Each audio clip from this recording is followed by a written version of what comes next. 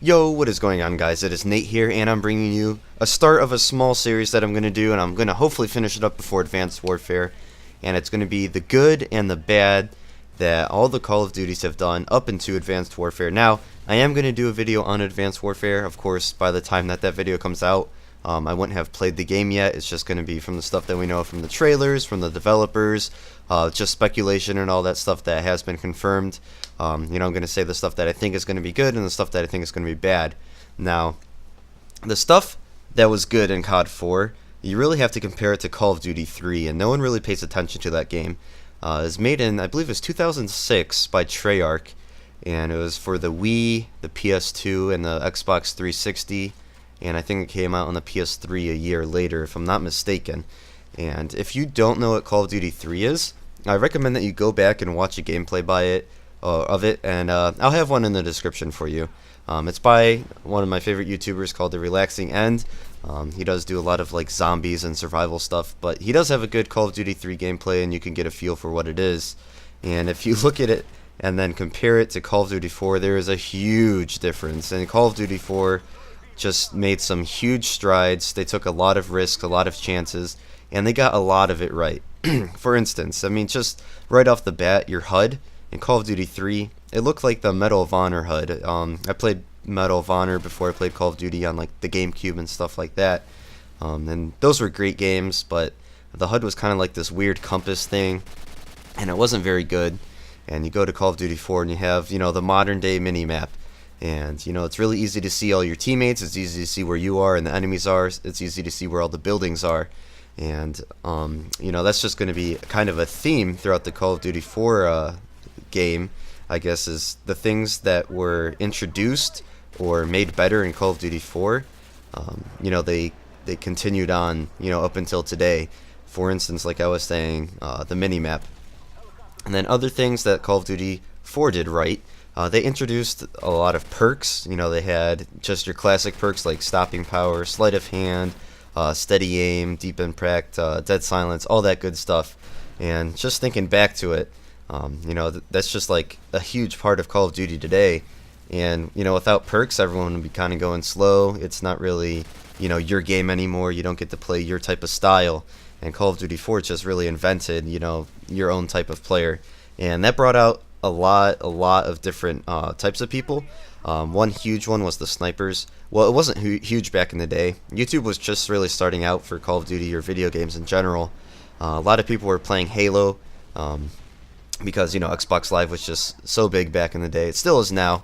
But, Halo was that go-to game for a lot of people. Something new, multiplayer, something that not a lot of people had experienced before on consoles. I think mostly it's just on the PC. You go back to like Star Wars Battlefront, and that's all the multiplayer I had, at least in my personal experience. And then you have Halo come out, and it's a good game, but maybe if you wanted something more fast-paced, something more realistic, you'd go to Call of Duty.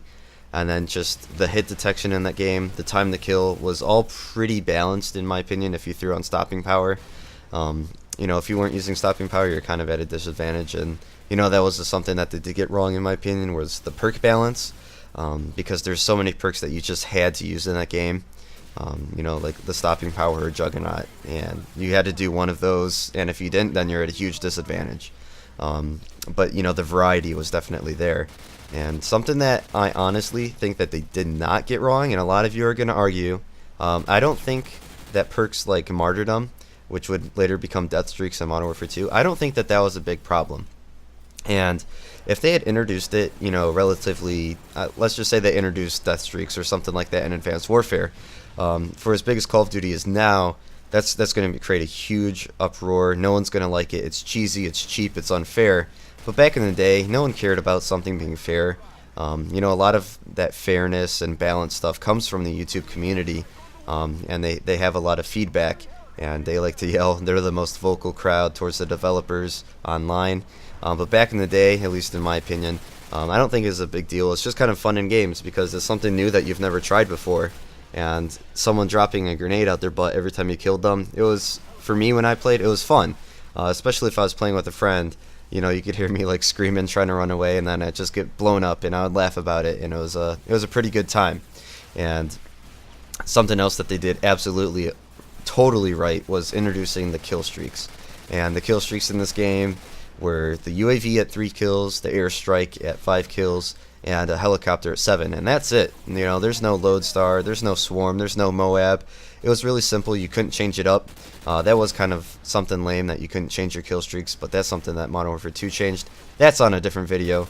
But introducing the kill streaks, that's just something to look forward to when you're playing. It felt so good when you just get an airstrike and drop it on someone, you know, get 3 or 4 kills, and that's just one of the best feelings ever. And speaking of really good feelings, I think something that did extremely well, and I'm still stuck in the positives right now because I did enjoy Call of Duty 4 a lot. I loved the sounds in that game, especially the grenades. I know modern day COD 4, you know, everyone's just using 3x frag and all you hear is explosions and RPGs. But man, the hit marker sound when you got a grenade kill was just so satisfying. Man, there's like nothing like it. Perhaps like a Modern Warfare 2 quad Semtex. That comes really close. Something else that they did right, just a small thing. When you got on a little kill streak, it would say in the kill feed, you know, Nate Figs is on a 10 kill streak. And, you know, it's kind of something to just brag about. Just like, hey, I'm better than you. Look what I'm doing. The other positive stuff is just how fast-paced it was. Again, you go back to Call of Duty 3, that thing was just pathetic. Honestly, it was pretty unfinished.